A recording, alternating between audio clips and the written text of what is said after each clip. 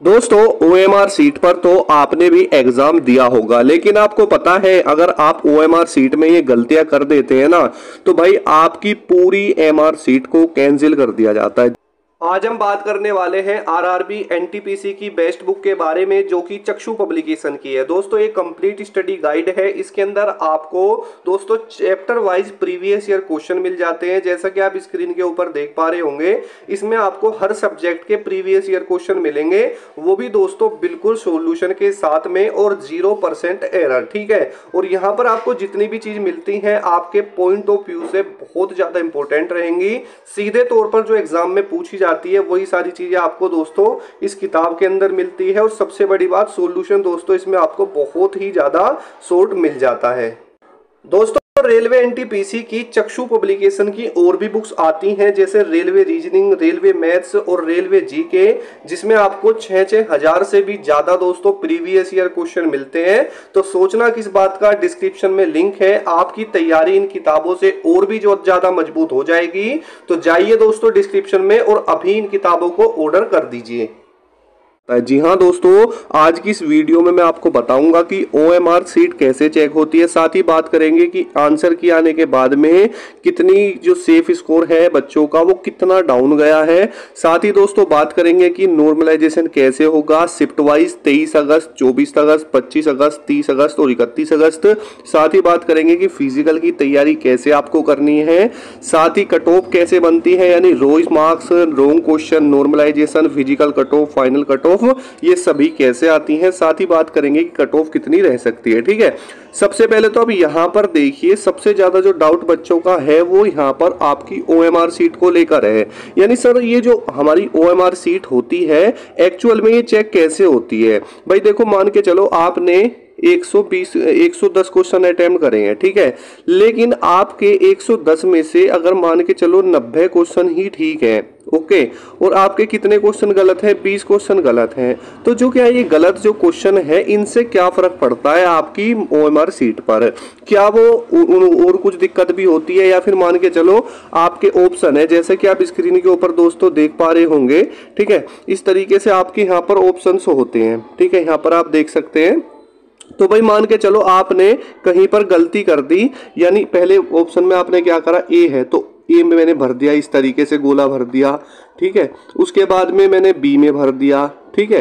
तो अगर हम एक ही क्वेश्चन में 2 गोले भर देते हैं तो इससे क्या प्रॉब्लम हो सकती है, या फिर हमारी पूरी ही ओएमआर सीट को कैंसिल कर दिया जाता है, ठीक है। तो बेसिकली दोस्तों अगर मैं बात करता हूं तो देखिए एक्चुअली में होता क्या है कि जो आपकी ओएमआर सीट होती है इस प्रकार से, ठीक है, आपने जो एग्जाम दिया होगा इस प्रकार से यहाँ पर क्वेश्चन लिखे होते हैं, यहाँ इनके ऑप्शन होते हैं, ठीक है। अब होता क्या है, उसको क्या होता है सीट में डाला जाता है। कहने का मतलब क्या होता है कि एक साथ बहुत सारी ओएमआर सीट को चेक किया जाता है। और होता क्या है कि जो आपके राइट क्वेश्चन होते हैं ना वो उनको स्कैन कर लेती है। मान के चलो आपने 100 क्वेश्चन अटेम्प्ट करे और 100 में से आपके 80 क्वेश्चन सही है, तो वो उनको अटेम्प्ट क्या करेगी, उठा लेगी। अब जो 2 क्वेश्चन, कोई 2 क्वेश्चन में गोले भर देता है कि मान के चलो मेरा एक ही क्वेश्चन था और मैंने उसमें 2 में गोले भर दिए, तो भाई वो आपकी पूरी सीट को कैंसिल नहीं होने देता है। वो क्या करता है कि उसको गलत मान लेगा, क्योंकि भाई देखो आपने 2 गोले भरे तो वो क्वेश्चन गलत हो जाएगा, पूरी ओएमआर सीट कैंसिल नहीं होती। पहली बात तो यहां समझ लो। ये डाउट बहुत सारे लोगों का है कि सर मैंने गलती से एक क्वेश्चन के 2 गोले भर दिए, क्योंकि पहले मान के चलो आपने कोई क्वेश्चन करा, आपको उसका आंसर नहीं आ रहा था और बाद में आ जाए तो आप क्या गलती करते हैं, सोचते रहे यार ये तो गलत हो ही गया, अब क्या करूं। और उसका जो सही ऑप्शन आपको मिलता है आप उसको भरने की कोशिश वहां पर कर देते हैं, ठीक है। तो ये ओएमआर की सीट है और बेसिकली दोस्तों एक साथ बहुत सारी ओएमआर सीट को चेक किया जाता है कंप्यूटर में, ठीक है। और इस तरीके से वहां पर काउंट होता रहता है बच्चों का कितने क्वेश्चन ठीक है। यदि मान के चलो 100 बच्चे हैं, ठीक है, 100 में से किसी के 80 ठीक होंगे, किसी के 70 ठीक होंगे, किसी के 60 ठीक होंगे, किसी के 50। तो जो ये दोस्तों कॉलम बनते हैं ना ये अलग होते हैं, ये 50 वाले का होगा, ये 60 वाले का, ये 70 वाले का, ये 80 वाले का। इस तरीके से दोस्तों आपके कॉलम रहेंगे। जिनके 50 क्वेश्चन ठीक रहेंगे वो इस कॉलम में आते चले जाएंगे, जिसके 60 होंगे उनका नाम यहाँ पर आएगा, जो 70 होंगे उनका नाम यहाँ चढ़ता चला जाएगा। इस तरीके से दोस्तों आपकी ओएमआर सीट दोस्तों यहाँ पर चेक होती है, ठीक है। अब देखिए बेसिकली है क्या बात की आंसर के आने के बाद में काफी गिरावट देखने के लिए मिली है मेल कैंडिडेट्स में भी और फीमेल कैंडिडेट्स के नंबरों में भी, ठीक है। लेकिन एक्चुअल में डाटा क्या कहता है, यानी भाई आपने जगह जगह पर अब तक बहुत सारी कट ऑफ देखी है, और जितने भी साथी हैं जिन्होंने भाई यहाँ पर जो अंकित सर ने कट ऑफ बताई है वो भी देखी है, उस कट ऑफ को देखने के बाद में बहुत सारे बच्चे परेशान हैं कि इतनी हाई कट ऑफ। तो भाई देखो मेरी बात सुनो, जो वहाँ पर वो कट ऑफ है ना, वो आफ्टर नॉर्मलाइजेशन है। क्या कहने का मतलब है, आफ्टर नॉर्मलाइजेशन। वो मैं समझाऊंगा वो होता क्या है। बेसिकली आपको डरने की बात नहीं है। अगर आपके मैंने जो है थंबनेल में ही लिखा है कि बहुत कम कट ऑफ रहेगी, ऐसा क्यों बता रहा हूं मैं वो भी समझिए।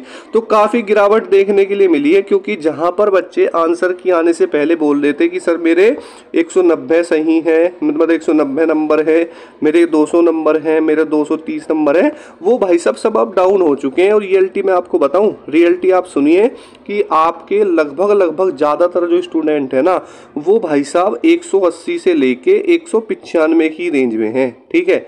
और इन्हीं में से सिलेक्शन होगा, और इन्हीं में से बच्चे फिजिकल में जाएंगे, और इन्हीं में से ही फाइनल सिलेक्शन हो जाएगा, ठीक है।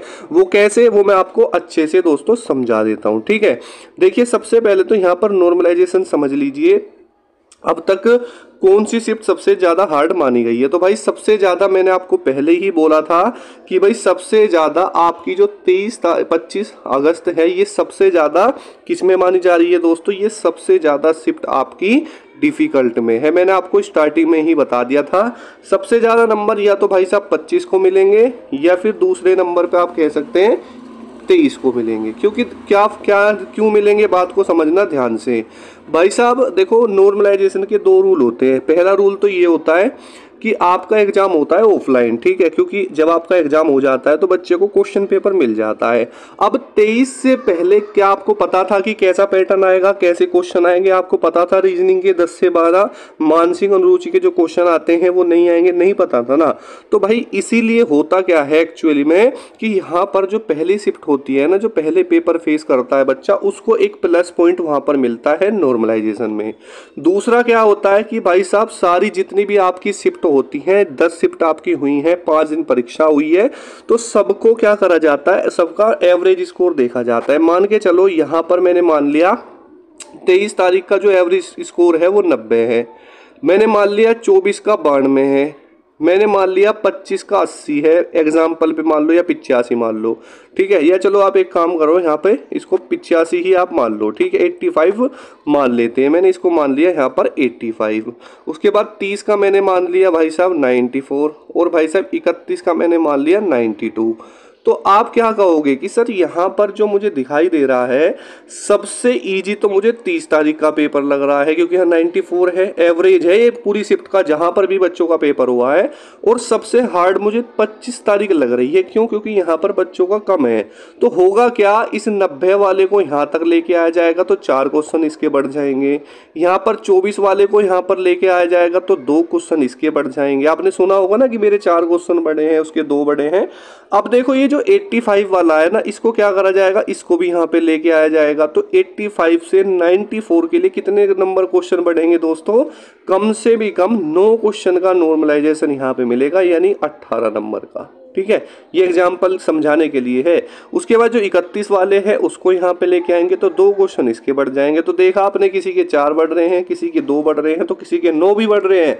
तो ऐसा नॉर्मलाइजेशन होता है। और यहाँ पर जो आपकी बेस शिफ्ट रहेगी, जिसको बेस मानेंगे, वो दोस्तों आपकी हो सकता है, मे भी मुझे लगता है कि वो 30 तारीख रह पाएगी, ठीक है। तो इस तरीके से, बाकी घबराने की भाई कोई भी बात नहीं है। अगर आपने 30 में भी एग्जाम दिया है ना तो कोई दिक्कत नहीं है, आपके नंबर कम नहीं होंगे, ठीक है।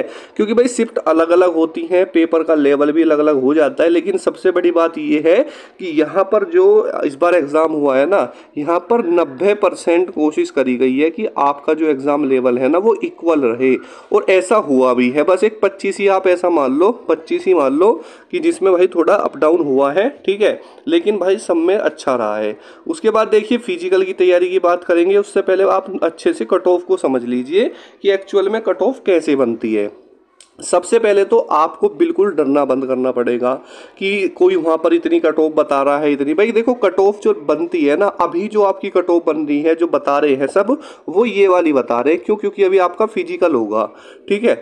इस पर हम बात कर रहे हैं। लेकिन भाई साहब आपको बात समझनी चाहिए रो मार्क्स की, कैसे समझनी चाहिए कि भाई अगर आप रो मार्क्स देखते हैं, रो मार्क्स होता क्या है कि जो आपने अपनी आंसर की को चेक किया है, ठीक है, उस आंसर की में जो आपके नंबर बनते हैं, चाहे वो 90 क्वेश्चन हो, चाहे 95 हो, चाहे 80 हो, चाहे 70 हो, वो आपका रो मार्क्स कहलाता है। ठीक है, उसके बाद में इसमें कौन से ऐड होते हैं, जो आपके रॉन्ग क्वेश्चन है वो ऐड होंगे। उसके बाद क्या ऐड होगा, उसके बाद आपका नॉर्मलाइजेशन ऐड होगा, तब जाके भाई आपकी कट ऑफ बनेगी। ठीक है, जो आपके एक्चुअल नंबर होंगे ना वो आपको यहाँ देखने के लिए मिलेंगे, और इसी एक्चुअल नंबर से यहाँ पर आपका फाइनल भी सिलेक्शन होगा। अभी आप लोग कहाँ पर हैं, अभी आप यहाँ पर हैं, तो आपको इतना घबराने की जरूरत नहीं है, कम से कम कट ऑफ तो आने दो फिजिकल की। तो अभी किसी को रॉन्ग क्वेश्चन में 4 नंबर मिलेंगे, किसी को 3 मिलेंगे, तो किसी को 2 मिलेंगे। नॉर्मलाइजेशन में किसी को 4 क्वेश्चन का मिलेगा, तो किसी को 5 का मिलेगा, तो किसी को 6 का मिलेगा, तो किसी को 2 का भी मिलेगा। उसके बाद आपकी यहाँ पर कट ऑफ बनेगी। मान के चलो किसी बच्चे के 90 क्वेश्चन ठीक अभी बन रहे हैं आंसर की में देख के, उस 4 नंबर, उस 4 क्वेश्चन उसको वैसे मिल गए, या फिर आप 4 नंबर मान लीजिए, तो कितने हो जाएंगे दोस्तों, 180 बनते हैं 90 क्वेश्चन के, तो 184 हो जाएगा। नॉर्मलाइजेशन में मान के चलो उसे 4 क्वेश्चन मिल गए, ठीक है, 4 क्वेश्चन का मतलब 8 नंबर मिल गए।